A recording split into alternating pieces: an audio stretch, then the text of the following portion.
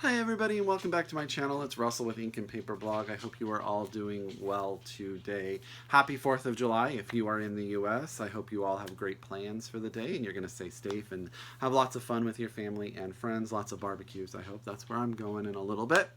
I am here to do my June wrap-up for you. It's nice to have an extra day off so I can kind of sneak in an extra video this week, so that's kind of cool.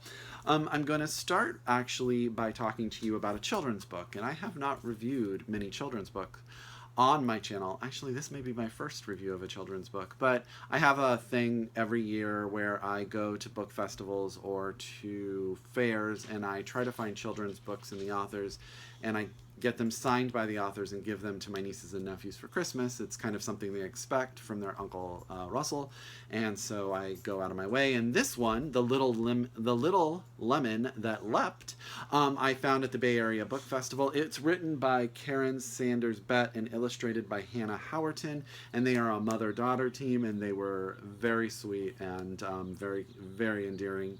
And so I bought one copy for each of my nieces and nephews, and so I always try to read it too so that I can talk to them about it if they want to. This is the story of a little lemon who lives in a tree who decides that he wants to do something more than live with a tree. That's what he wants. He wants to do something different with his life, so he leaps out. And as he's leaping out of the tree, he meets all of these different animals that have different hobbies and different things that they are in. And I want to show you my favorite just so that you can see. For example, the ballerina buffalo. Isn't that the cutest picture you've ever seen? Sorry, I covered my face there for a minute. But what I really like about it is that every time he meets one of these characters, a fox who takes pictures, or a penguin who wants to travel, or there's a sloth who wants to climb mountains, he thinks that they're weird because they're going outside of their normal, what he expects of them, until someone points out to him, but wait, you're a lemon who leapt from a tree and you're traveling the world meeting all of us, so aren't you just as weird as us? And he comes to accept that it's the weirdness that makes us unique and the weirdness of ourselves that we should celebrate, and he starts to celebrate himself and those around him. It's a great message. Enjoy your weirdness because it makes you special, and I really enjoy the pictures. They're very adorable. And that's The Little Lemon That Leapt by Karen Sanders Betts and Hanna Howerton. Now back into some normal books that, not children's books. The first book I'm going to tell you about is The Keeper of Lost Things by Ruth Hogan. When I hauled this book on my channel, I think it was one of the most talked about books in my comments. People were really excited about it. So I tried to read it super quick so that I could tell you about it, and it doesn't disappoint. I think in my review on my blog I said, this book is really a hug for the heart. It really is. And I'll link my review on my blog down below if you want to check it out. This is the story of Laura. Laura is the assistant, and I always forget Anthony's last name, Anthony Perdue, who is an older gentleman. Anthony has had a tragedy early in his life where the love of his life died shockingly, and ever since then he has been collecting things that he finds and categorizing them in his house, in his office. When he passes away, he leaves all of those items to Laura and his house. Laura has had sort of a tumultuous past. She's out of a divorce where she wasn't treated very well, and she kind of takes this as a new future for herself, and he charges her with trying to find some of those items homes. Find the people and what ways to do that. There is a next door neighbor. Her name is Sunshine, and she is a little girl with Down syndrome who basically walks up to Laura and says, I'm going to be your best friend, and she is, and she becomes a major part of how Laura views the items in the house. There's a second part to this story where we meet two characters, a woman who winds up being hired by a man who runs a publishing company, and they're developing friendship in the past.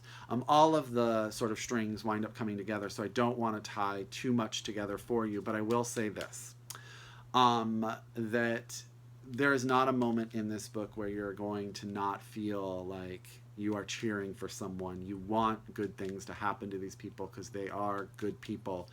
And as the things start to come together, you're kind of cheering for it. My only issue with the book is that as it ends, all of those pieces tie up into the nicest bow you have ever seen in your life. So it's a little bit too much, too clean at the end for me. I was like, oh, well, I really wish It was just maybe a little dirtier at the end, but that's fine. I really enjoyed it. I think it's a great summer read. I would give this to someone who just wants a hug or a book that just makes you feel good when you're done with it. And that's The Keeper of Lost Things by Ruth Hogan. She is super sweet on Twitter too. She responds to all your comments, so highly recommend reading this if you just need a book to make you feel good about the world. The next book I'm not going to actually talk about too much because I don't have a ton to say, and that's A Very Special Year by Thomas Montessori, translated from the German by Jamie Bullock. And the reason I'm not going to talk about it much is because this book didn't leave much of a an impression on me. This is the story of a girl, I think her name is Vivian, is it? Valerie, who inherits a bookstore from her aunt when her aunt disappears. She moves into the bookstore, she has a BA, she thinks she's going to solve all its problems, sell the company, and then kind of realizes her aunt hadn't really driven this company into the ground, this bookstore, and she kind of starts to take over the bookstore. But the thing is, the book is so flat and two-dimensional. I didn't care about Valerie or her story. I didn't care about her aunt. And by the end of it, I was just rushing through to get the book done. I don't know if that's the fault of the translation. I would really love to know if someone read this in German, if it was not as flat and lackluster as the English translation was. I really had high hopes, but it just didn't work for me. So that's A Very Special Year by Thomas Montessori. I have a lot of books, so I apologize. I'm going to try to rush through them. The next book I read was The Hen Who Dreamed She Could Fly by Sun Mi Wing. First, I owe Sun Mi an apology. When I hauled this book, I said she was Chinese, and she's not. She's South Korean, and she is well known in South Korea, and I apologize for making that mistake. So I guess this book is very, very, very popular in South Korea. It says more than 2 million copies sold. This is the story of a hen named Sprout, she names herself, who is an egg-laying hen who wants to escape into the world and wants to lay one of her eggs and actually hatch it. She's at the end of her egg-laying life, so she's actually put out to die when her life is saved by a loner duck who saves her from a weasel. It is very fable-esque. It is very fairy tale in that she winds up sitting on an egg. She winds up hatching that egg. It turns out to be a duck, and raising that duck as her own child. It's very much about family. It's about your family is what you make it.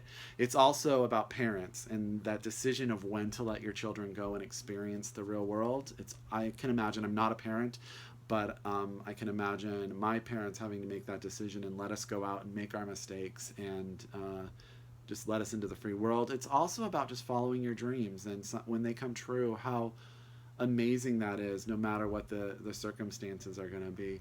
There are some sad parts in this book that I didn't expect with the fable fairy tale aspect. I kind of expected it to be lighthearted. It definitely has some dark turns, but it's all to teach us a lesson about life and how we should enjoy every moment, and how our happy times overwhelm our sad times. So I really recommend it. It's The Hen Who Dreamed She Could Fly by Sun Mi Wing, and it's just a really good little book.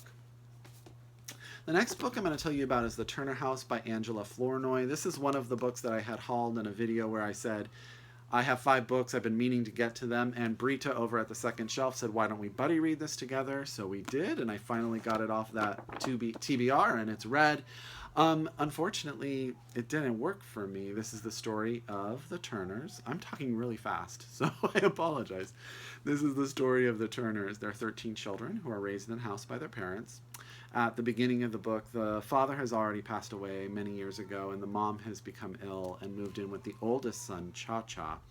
And the house is worth just about $40,000. No, I'm sorry, the loan is about $40,000. The house is worth $4,000.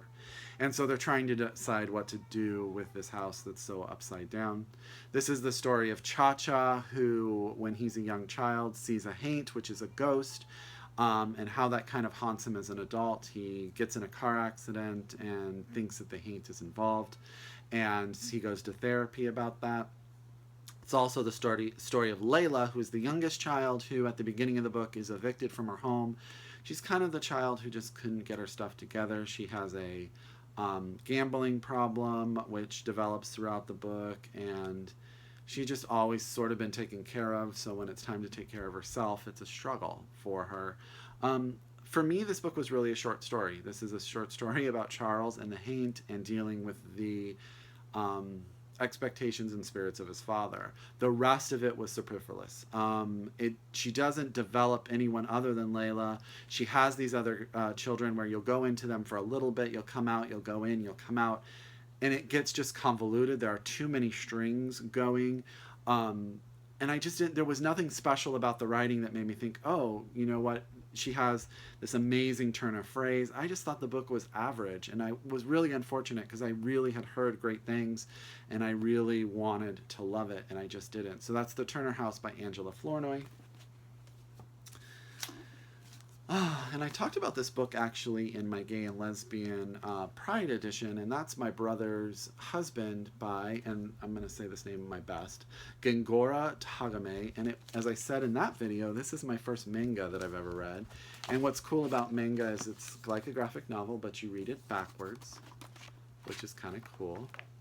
And this is the story of this man, who I'm totally blanking on his name, but he is a single father. He's raising his daughter, and one day his brother's husband, his brother had moved to Canada years ago and married this man and had passed away. And this man shows up at this house in order to learn about his husband.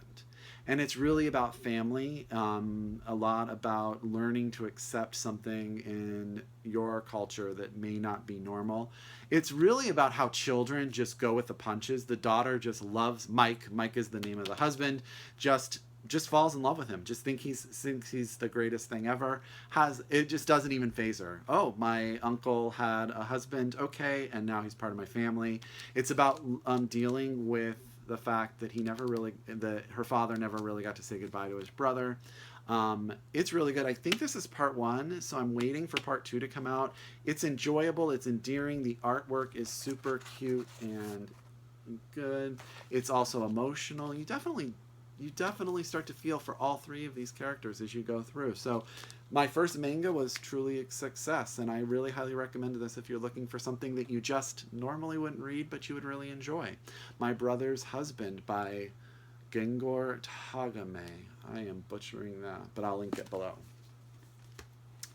3 more, guys, and this one's going to get some talking about. Jamie Ford's new novel, Love and Other Consolation Prizes. This is an art copy. This book comes out in September, I think.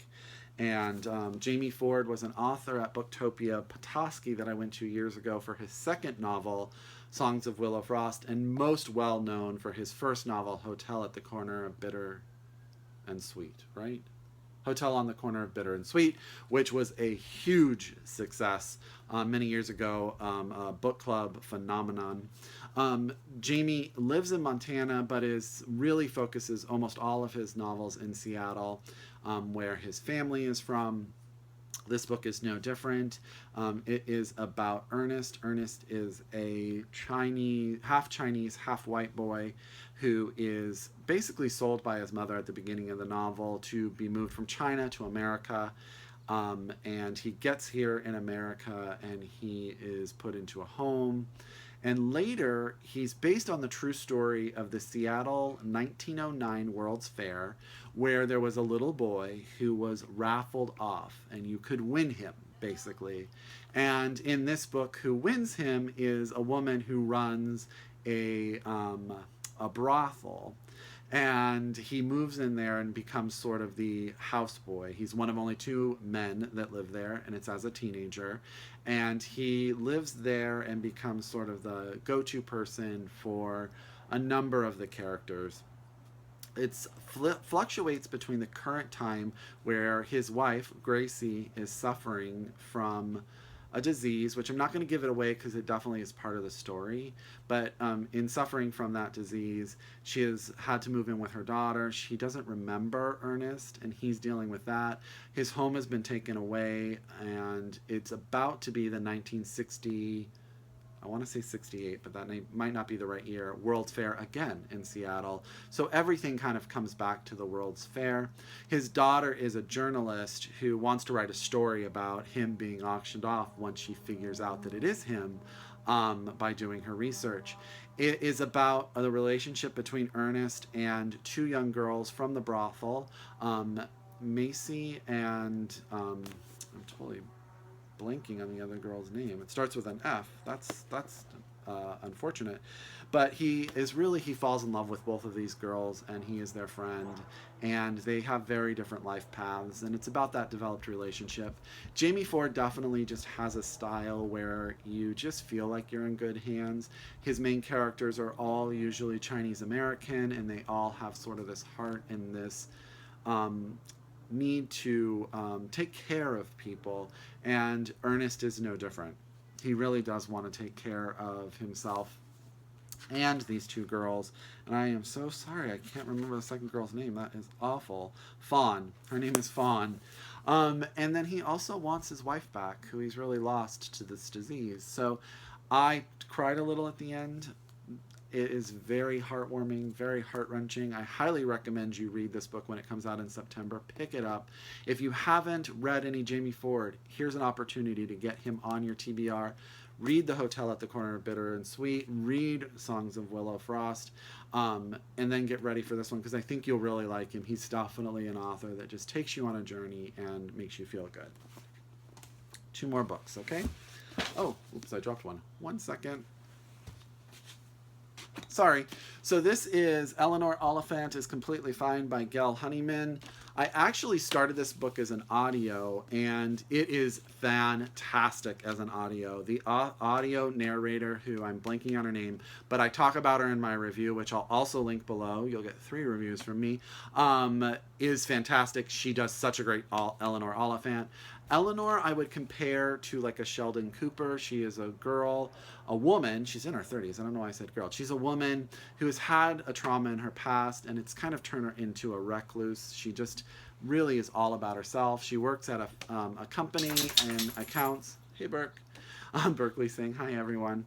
And she definitely has talked herself into her own way of the world. She thinks about the world in its own way. She meets an IT guy named Raymond, who is everything that she is not, slovenly, off the cuff. And she also goes to an event where she sees a musician who she thinks she has fallen in love with and is going to hunt down because they're going to have a relationship. Eleanor and Raymond are coming back from lunch one day when an older gentleman falls down, and they basically rescue him. They call 911. Or the British equivalent of 911, and take him to the hospital. Eleanor and Raymond sort of get involved in that family. And Eleanor starts to really understand what it's like to be part of the world. She starts changing. She's hunting this musician, and in that too, she starts to make life choices that are different than the choices she's made in the past regarding her appearance, regarding the clothes that she wears, regarding her outgoing or ingoing nature. Raymond really opens her up too, because he just wants to be her friend and he isn't judged. There is a dark side. There is a character. Eleanor's mother is in some sort of institution.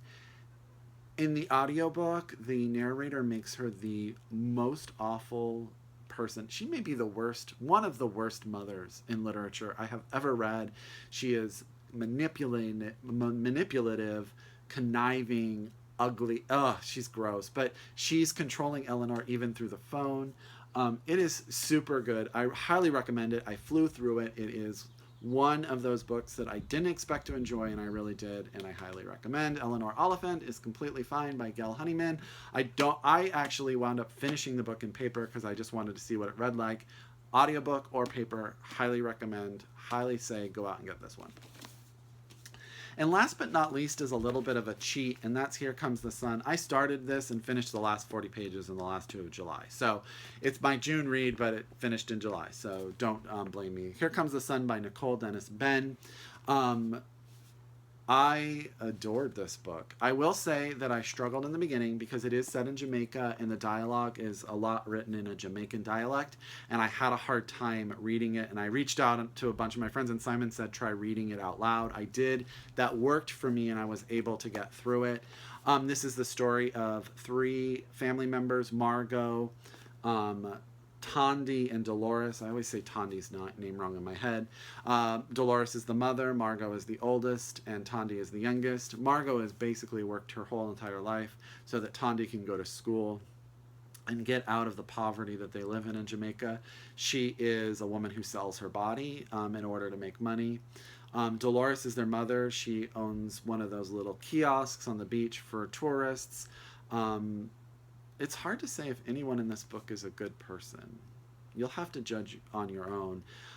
Margot is also in love with a woman, but lesbianism is thought of so horribly in Jamaica. There's no way that she could ever tell anyone. And that woman, I think that woman is my favorite character. Her struggle is really, really well played out in the novel. And she deals with basically being ostracized by her town and her country. And it's the story of Margot coming to terms with that, what she's willing to do for her career, what she's willing to do for Tondi.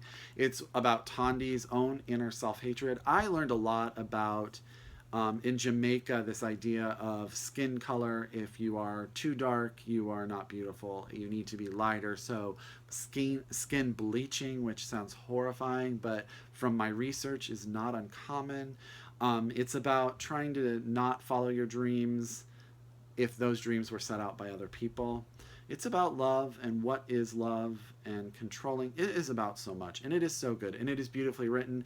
I buddy read this with Vix over at Bilingual Bookworm. I will link her channel below, and we both agreed that Nicole paints Jamaica like you feel like you were there. You feel like you're in the heat. I was so worried for these people. There's a drought going on, and oh, it's so good. So that is Here Comes the Sun by Nicole Dennis-Benn. Highly recommend it, and I really think that you'll enjoy it, and that is my last book for June. This is a really long wrap-up video, so I really apologize if you stayed along till the end. I appreciate it. If you are new to my channel, thank you so much. Please subscribe. I really appreciate all your comments below. If you're a returnee, thank you. I really love to talk to you guys about any of the books you've read, anything you're interested in buying. Please put those below in the notes, anything that you would recommend based upon what I have just talked about. So happy 4th of July. I'll talk to you guys later. Have a great day. Bye.